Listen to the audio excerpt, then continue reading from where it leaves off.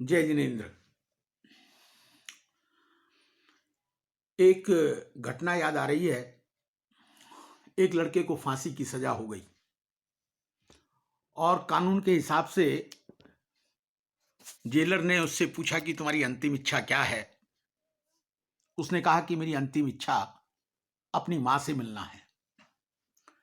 Jailer का दिल पसीज गया। उसने कहा कि देखो, मां के प्रति इतनी श्रद्धा भक्ति है कि अंतिम समय में मां से मिलना चाहता है।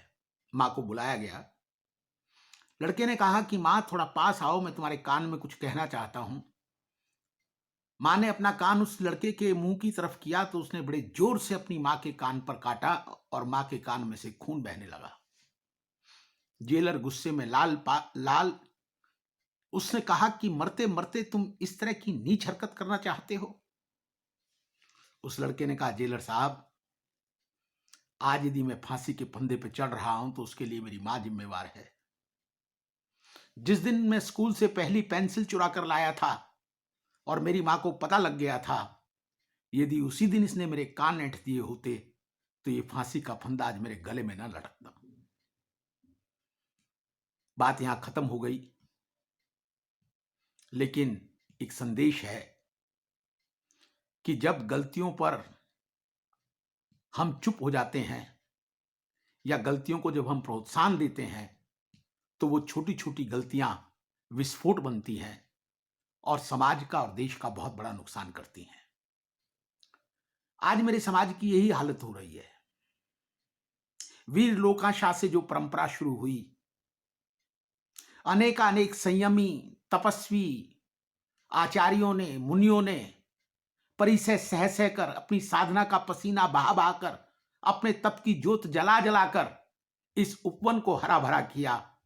आज इसमें कुछ सुविधावादी घुस गए हैं, कुछ शिथिलाचारी घुस गए हैं, जिनके लिए ये जैन साधुता का पवित्र मार्ग आत्म कल्याण के लिए नहीं, मौज मस्ती का एक माध्यम बन गया है।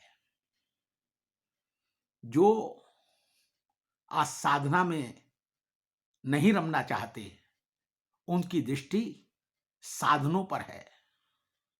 हर सुख, संसार का हर सुख, हर सुविधा उनको चाहिए। उनको वाहन चाहिए, उनको अच्छे डॉक्टर चाहिए, उनको अच्छे अस्पताल चाहिए, उनको अच्छे ओल्ड एज होम चाहिए, उनको अच्छे पढ़ाने वाले टीचर चाहिए, उनको अच्छा खाना चाहिए। लेकिन जिस समय दीक्षा ली थी, क्या उस समय नहीं पता था कि ये मार्ग कौन सा मार्ग है, इसकी आचार संहिता क्या है? रोज प्रतिक्रमण करने का जो विधान है, उस प्रतिक्रमण का नहीं पता कि इसमें क्या क्या चीजें करने लायक हैं और क्या क्या चीजें नहीं करने लायक हैं। हम बाजार में जाएं और कोई खाने पीने की छोटी मोटी चीज भी खरीदें, मसाला खरीदें या कोई भी चीज खरीदें, और हमें पता लग जाए कि इसके अंदर मिलावट है, तो हम क्या करते हैं? क्या उसको खरीदते हैं या फिर शिकायत करते हैं? अगर पता लग जाए कि इसमें मिलावट है तो क्या होगा? सजा होगी।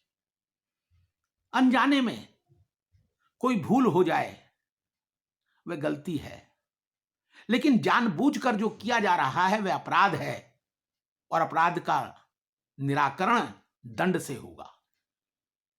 केवल वेश परिवर्तन कर लेने से कोई साधु बन जाएगा, यह भगवान महावीर की परिभाषा नहीं है।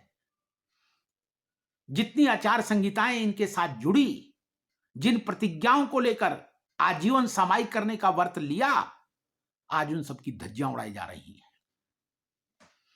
छोटे स्तर पर यह बात होती तो बात कुछ और थी।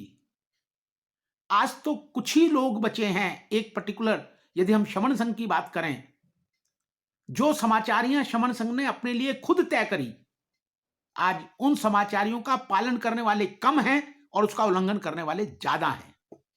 जिनके सानिध्य में वो बनी, जिनके ऊपर जिम्मेवारी थी कि वो पालन करवाएंगे, करवाने की तो बात दूर, वो खुद भी नहीं कर रहे हैं।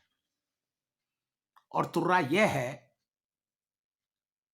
कि जब गलत काम को गलत कहने का कोई साहस करता है तो उसको गलत कहा जाता है। आज नारा यह नहीं है कि निंदनीय काम रोको, आज नारा यह है कि निंदा करने वालों को रोको। अरे भाई, वो काम ही क्यों करते हो जिसके कारण से निंदा करनी पड़ती है? कार कितनी ही अच्छी क्यों ना हो, याद रखना मित्रों, यदि उसमें ब्रेक नहीं है तो कहीं ना कहीं दुर्घटनाग्रस्त होगी और जीवन के ऊपर एक बड़ा संकट पैदा करेगी। अम्बा पिया की भूमिका श्रावकों को दी गई है, लेकिन आज श्रावक संज्ञा का उपयोग करने वाले लोग भी सुविधावादियों के साथ हो गए हैं। स्वार्थ आपस में मिल रहे हैं। तुम हमारा रक्षण करो, हम तुम्हारा रक्षण करेंगे। और एक बड़ी अजीब बात मैं देख रहा हूं, अकबर के दरबार में चोरी हो गई और चोर पकड़ा नहीं गया। बहुत प्रयास किया, चोर नहीं पकड़ा गया। अकबर ने बीरबल से कहा, बीरबल ने कहा जी मैं कल चोर पकड़ दूंगा। उसने कहा पूरी पुलिस नहीं पकड़ पाई, तुम कैसे पकड़ोगे? उसने कहा मैं पकड़ दूंगा। घोषणा की गई कि जितने भी नगर के निवासी हैं कल सारे के सारे राज दरबार में उपस्थित होंगे। सब राज दरबार में आ गए और बीरबल जी एक तोता लेकर आए। उस तोते को अपने कान के पास लगाया और कहा जी तोते ने मुझे चोर का नाम बता दिया है। अकबर ने कहा कौन है? बोले तोते ने कहा है कि जो चोर है उसकी दाढ़ी में तिनका है। उस पूरी भीड़ के अंदर एक आदमी ने चुपके से अपनी दाढ़ी पर हाथ फेरा। बीरबल ने कहा यही चोर है, खड़ा हो जा। और माना गया कि हां मैं चोर हूं। न जाने क्यों जब भी अनुशासन की बात होती है, जब भी नियमों के पालन की बात होती है, जब भी संत की गरिमा की बात होती है, जब कॉन्फ्रेंस के दायित्वों की बात होती है, तो न जाने क्यों 4-5 लोगों की दाढ़ी में तिनका आ जाता है और वो एकदम कहने लग जाते हैं साहब ये तो एक पर्टिकुलर परंपरा के विरोधी हैं। ये पर्टिकुलर परंपरा आपके नाम रजिस्टर्ड है क्या साहब? आपने सुपारी ले रखी है क्या? बड़े बड़े आचार्यों की सारी परंपराओं को आप तहस नहस करेंगे और हम तमाशबीन होकर देखते रहेंगे?